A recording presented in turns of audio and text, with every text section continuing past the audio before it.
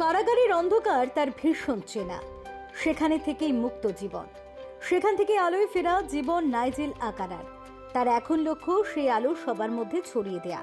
সে কারণে নাইজেল নতুন একটি নাটকের দল গঠন করেছেন বেশ কয়েক বছর হল।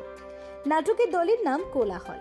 সেই দলে অটিজম আক্রান্ত শিশু, কিশোর কিশোরী থেকে শুরু করে রয়েছেন বিশেষভাবে সক্ষম বিভিন্ন শিশু ও কিশোর কিশোরী।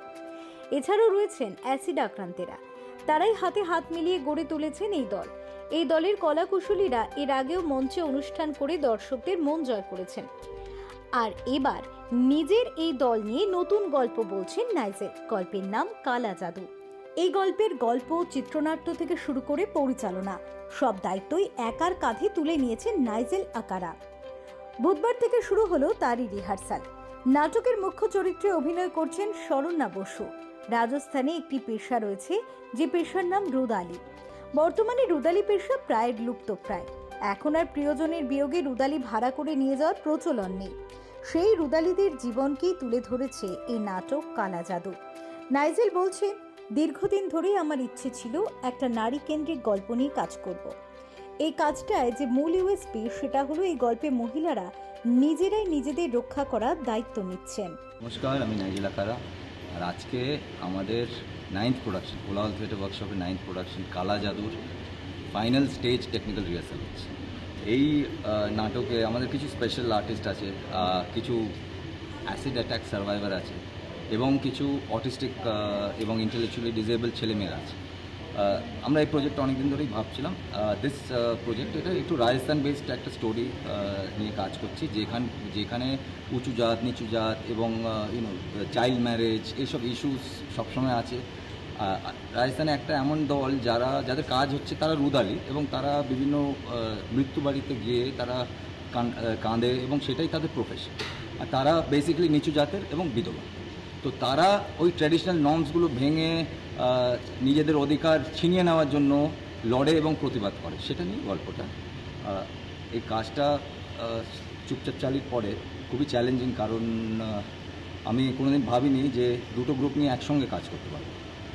সিন্স একটা গ্রুপের অনেকজনকে একসঙ্গে পাওয়া যাচ্ছিল না এই সময়। স্পেশালি আমার টার্গেট ছিল অ্যাসিড অ্যাটাক সার্ভাইভারদের নিয়ে কাজ করার, কিন্তু 10-12 জন 15 জন একসঙ্গে তারা অ্যাভেলেবেল না, কারণ অনেক দূরে দূরে থাকে এবং তাদের পক্ষে ট্রাভেল করা, আসা, রিহার্সাল অ্যাটেন্ড করা খুব ডিফিকাল্ট।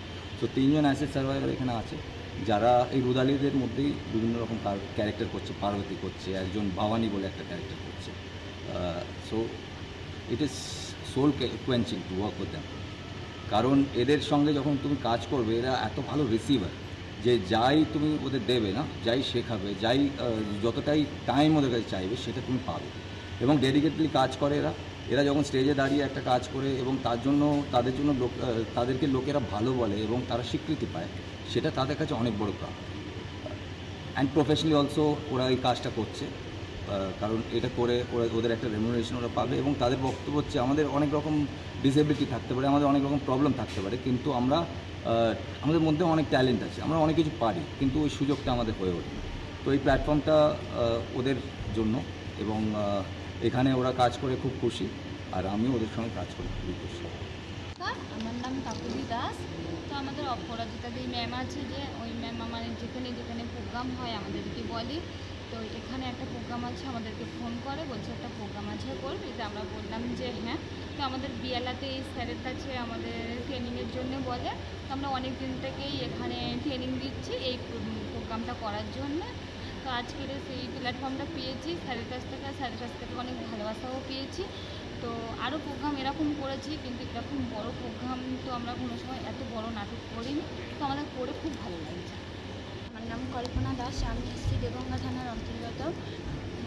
আমি আমাদের যে এনজিওতে আমি যুক্ত অনেক দিন ধরেই, কিন্তু আমরা অনেক জায়গায় অনেক রকম প্রোগ্রাম করি, কিন্তু এই ফার্স্ট টাইম নাইজেল স্যারের সাথে প্রোগ্রাম করছি। এত বড় একটা স্টেজে এসে যে স্যারের সাথে প্রোগ্রাম করতে পারবো, এটা আমাদের কোনো দিন আর কি একটা স্বপ্নের বাইরে ছিল। যাই হোক, আর স্যারের সাথে প্রোগ্রাম করে খুবই ভালো লাগছে। আর এখানে এসে যত আমাদের নাটকের মঞ্চে যত বোনেরা, ভাইয়েরা এবং যারা আমার বড় ম্যাম, স্যার যারা আছে, সবাই খুব ভালো। সবার সাথে এইভাবে মিলেমিশে একসাথে প্রোগ্রাম করছি, অনেক ভালো লাগছে। আরও সামনে দিন কোথাও স্যার প্রোগ্রামে ডাকলেও আমরা চলে আসবো। স্যারের ব্যবহারও খুব ভালো, স্যার খুব ভালো একজন মনের মানুষ। আমাদের পাশে এইভাবে দাঁড়ানোর জন্য স্যারকে ধন্যবাদ বলবো না, বললে সেটা ভালো লাগে না। অনেক অনেক স্যারকে ভালোবাসা। নমস্কার, আমার নাম মনিকা মণ্ডল, আমি নুঙ্গি পার বাংলা থেকে এসেছি। আমাদের পাঠিয়েছে অপরাজিতা গাঙ্গুলি বোস এই স্যারের কাছে। এই স্যার আমাদের আমার নাম প্রিয়াঙ্কা নিয়োগী। আমার খুব এই শাশুড়ি পাঠটা করতে খুব ভালো লাগছে। আমার নাইজের সাথে করতে খুব ভালো লাগলো।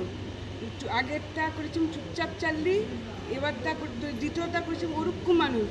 এইটা করতে আরও খুব ভালো লাগছে। দ্বিতীয়টা করতে গেলে পা দিলে আরও খুব ভালো হয়, চুপচাপ আরেকটা নাটক করতে গেলে। Thank you. ফিউরো রিপোর্ট, চ্যানেল 10।